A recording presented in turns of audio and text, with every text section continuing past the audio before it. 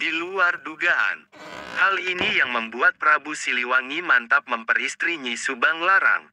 Penulis, Hendra Nugraha. Editor, Andra Adyatama. Sumber link, https://jawa-tanda-hubung-barat-miring-jawa-tanda-hubung-barat-miring-pr-tanda-hubung-luar-tanda-hubung dugaan hal tanda-hubung yang tanda-hubung membuat tanda-hubung Prabu tanda-hubung Siliwangi tanda-hubung mantap tanda-hubung memperistri tanda-hubung Nyi tanda-hubung Subang tanda-hubung Larang. Portal Majalengka, Prabu Siliwangi merupakan kakek dari Sunan Gunung Jati dengan neneknya yakni Nyi Subang Larang. Kala itu Prabu Siliwangi berada di pusat kerajaan Sunda yakni di wilayah Bogor saat ini, sedangkan Nyi Subang Larang bersama gurunya di wilayah Karawang. Prabu Siliwangi saat bertemu Nyi Subang Larang belum menjadi raja dan masih merupakan putra mahkota di kerajaan Sunda. Terdapat hal menarik saat Prabu Siliwangi muda mantap menjadikan Nyi Subang Larang menjadi pendamping hidupnya. Nyi Subang Larang merupakan putri dari Ki Gedeng Tapa yang merupakan syah bandar di wilayah pelabuhan Cirebon. Ki Gedeng Tapa sendiri serta Nyi Subang Larang telah memeluk Islam dalam perjalanannya karena bersahabat dengan Syekh Kuro. Awalnya Syekh Kuro menetap dan menyebarkan Islam di Cirebon sebelum akhirnya Raja Sunda kala itu melarang penyebaran Islam di Cirebon. Raja Sunda saat itu bernama Prabu Anggalarang dengan putra mahkotanya yakni Prabu Siliwangi muda dengan sebutan Raden Pamanah Rasa. Syekh Kuro pindah ke wilayah Karawang dan Ki Gedeng Tapa menitipkan putrinya untuk memperdalam ajaran Islam sebagai bentuk kesungguhan dan ketertarikan Ki Gedeng Tapa.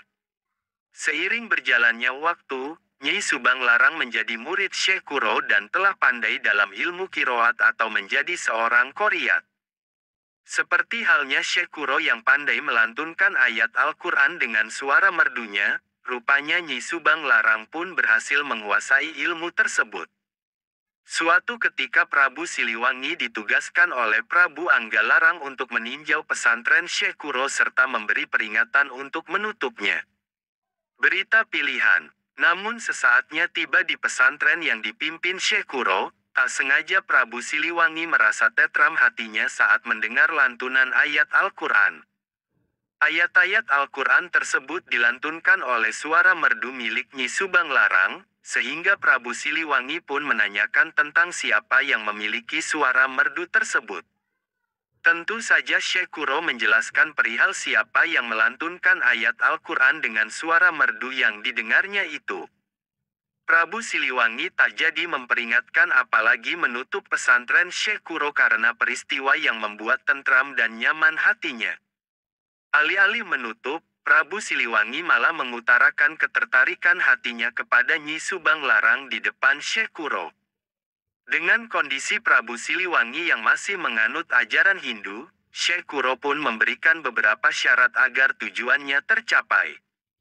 Hingga akhirnya Prabu Siliwangi saat menjadi Raja Pajajaran telah memiliki istri yang bernama Nyi Subang Larang. Itulah sekilas tentang awal mula perjalanan cinta Prabu Siliwangi terhadap Nyi Subang Larang yang mulanya tertarik akan merdunya lantunan ayat suci Al-Quran hingga mantap menjadikannya istri. Di luar dugaan. Hal ini yang membuat Prabu Siliwangi mantap memperistri Nyi Subang Larang. Penulis, Hendra Nugraha. Editor, Andra Adyatama.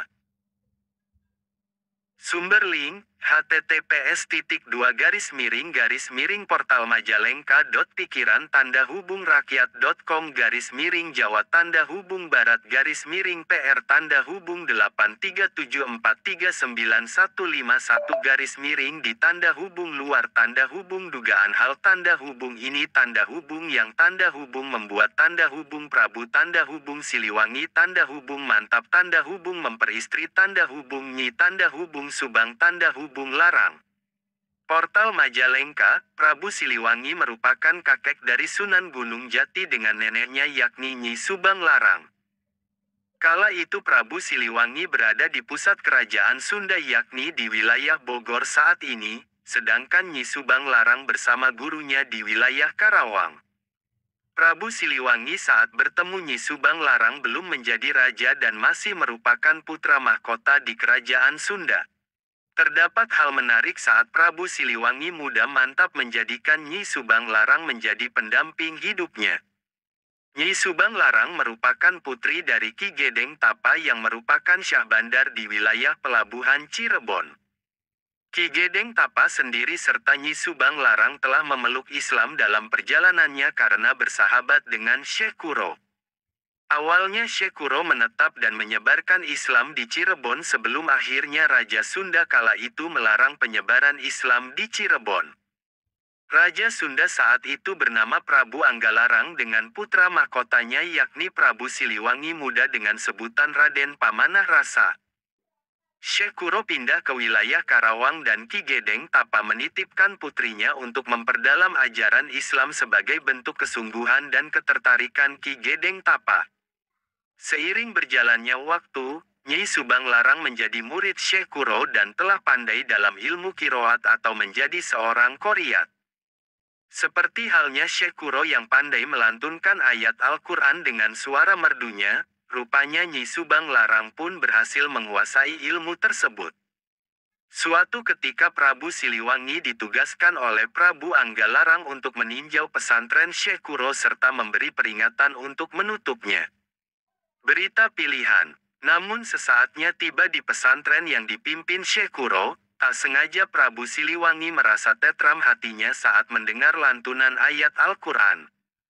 Ayat-ayat Al-Quran tersebut dilantunkan oleh suara merdu milik Nyi Subang Larang, sehingga Prabu Siliwangi pun menanyakan tentang siapa yang memiliki suara merdu tersebut. Tentu saja Syekh Kuro menjelaskan perihal siapa yang melantunkan ayat Al-Quran dengan suara merdu yang didengarnya itu. Prabu Siliwangi tak jadi memperingatkan apalagi menutup pesantren Syekh Kuro karena peristiwa yang membuat tentram dan nyaman hatinya. Alih-alih menutup, Prabu Siliwangi malah mengutarakan ketertarikan hatinya kepada Nyi Subang Larang di depan Syekh Kuro.